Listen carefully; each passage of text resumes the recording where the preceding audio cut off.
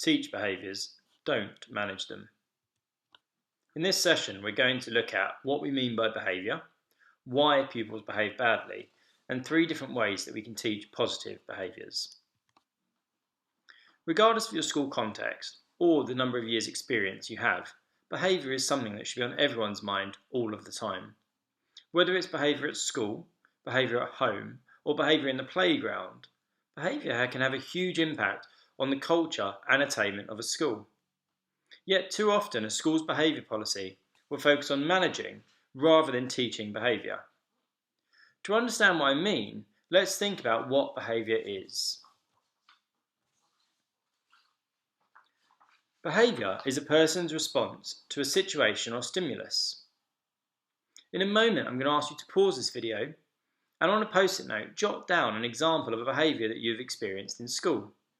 Then consider why the pupil, I'm assuming it's pupil, has behaved in this way. What situational stimulus may have triggered that behaviour? Once you're ready, you can resume the video. When a pupil behaves in a negative way, or a way that is undesirable, it may be because they're not competent with one of these skills. Some of them will be more obvious than others. If a pupil is not resilient, if they do not have a secure attachment base, cannot communicate their feelings, or do not understand the social norms of a situation, then they are likely to react poorly when faced with difficulty. When we consider this, we start to see that to ensure that we have better behaviour in our classrooms, our time is better spent teaching behaviours rather than just managing them.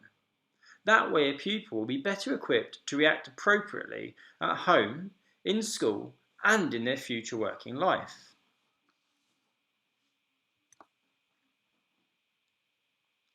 Teaching behaviour isn't something we hear a lot about in educational research, but it is something that neuroscientists have studied in detail. There are a range of parent self-help books available that explain how to teach behaviour. I've listed some of them on the last slide of this presentation. They all suggest 3 main approaches that can be used together or in isolation. We're going to look at each of those approaches in turn.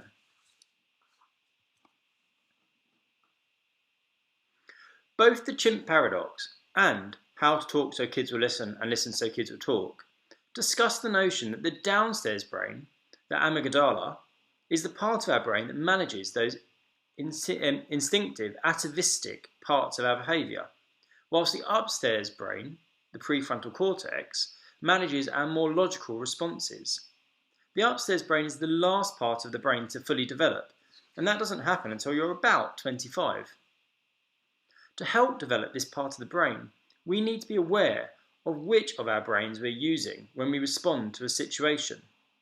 As they say, knowledge is power. If we are forewarned, we are better able to control the part of the brain we use. Preempting emotions means we can prepare a rational response. In a classroom setting, this might be as simple as explicitly saying, some of these questions might seem scary, and you might start to panic. If that happens, stop, breathe, and remember that you know how to deal with X. It's a great time to use humour and to talk about the generalised other. Adults or parents are often scared of fractions, but we know that they're just parts of a whole, no matter how complicated they might look.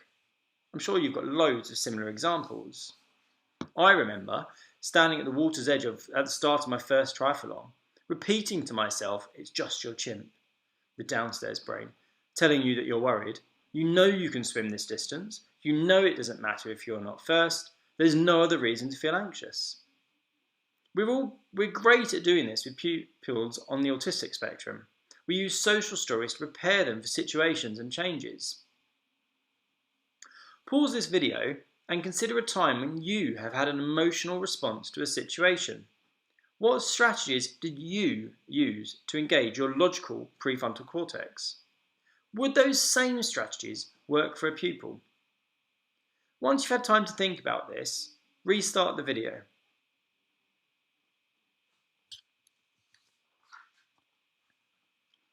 Dr. Bryson and Dr. Segal, in their book, The Whole Brain Child, explain that our brain is made up of 2 halves, The left, which is described as our law brain, is logical and rule-based, whilst the right, often called our creative brain, is expressive. By helping these two hemispheres of the brain work together, we can improve our responses or our behaviours. They talk about the need to connect to the emotion the pupil is feeling, allowing them to regain their calm before engaging with their left brain. This might mean distracting them for the moment. Once calm, you should name the emotion. This doesn't mean we're denying the emotion. We've all heard someone tell a pupil not to cry or not to feel sad. All that's teaching a pupil is that they should not trust their own feelings. Instead, try something like, yeah, when someone pushes you, it can be really upsetting and frustrating. Should we go for a walk over here whilst we calm down? It's really important that we understand what emotions feel like if we're going to be able to develop strategies for managing them. Some pupils will not have been given the language needed to express that they are frustrated, and so will feel that they can only communicate physically. By giving them a language, we allow them to better communicate. Language is so important as we know that many of our pupils arrive at school with poorer language skills than in the past. So teaching them how they are feeling is important if we want them to be able to manage their feelings and to communicate effectively. For younger pupils, songs can be a brilliant way of doing this. Once the pupil is calm, we can start rationalising. Yeah, it was upsetting when someone pushed you, wasn't it? Did you notice? Had they realised they'd done it? Were they in a rush when they bumped into you? You can start to engage with a logical, rational thought process. I'm going to ask you to stop this video for a moment and think about some common emotions that pupils in schools may experience. What do these emotions feel like? How would you describe that emotion's feeling to someone else? Once you've had a chance to think about that, restart the video.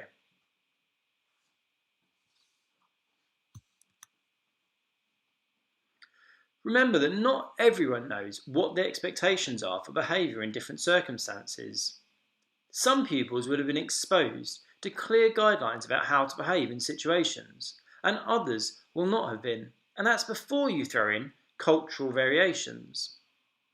Rather than assigning judgment, provide clear guidelines about what you're expecting and then describe what you are seeing.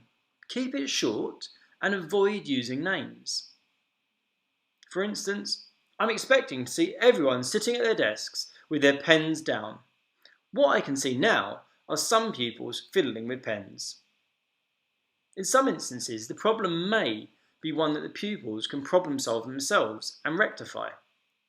For instance, I'm very sad because what I see is a book corner whose books have been thrown all over the floor. Allowing them to problem solve the situation gives them the chance to develop their social communication skills.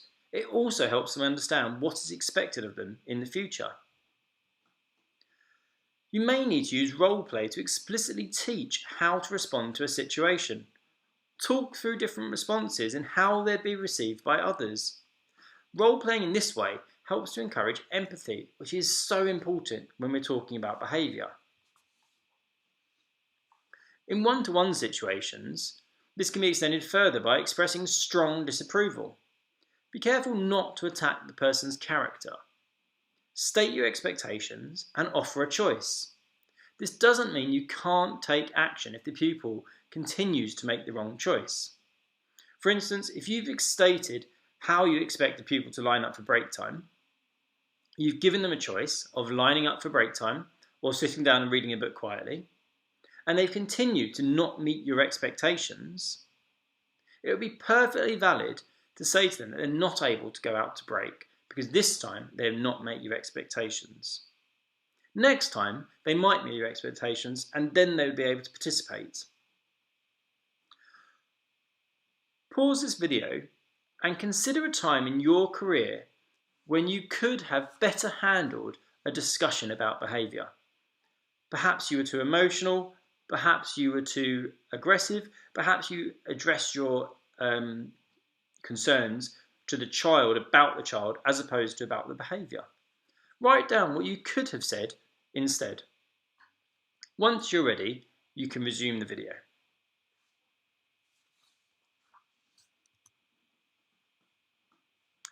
Just like in maths and literacy, a mistake is a brilliant opportunity to correct a misconception.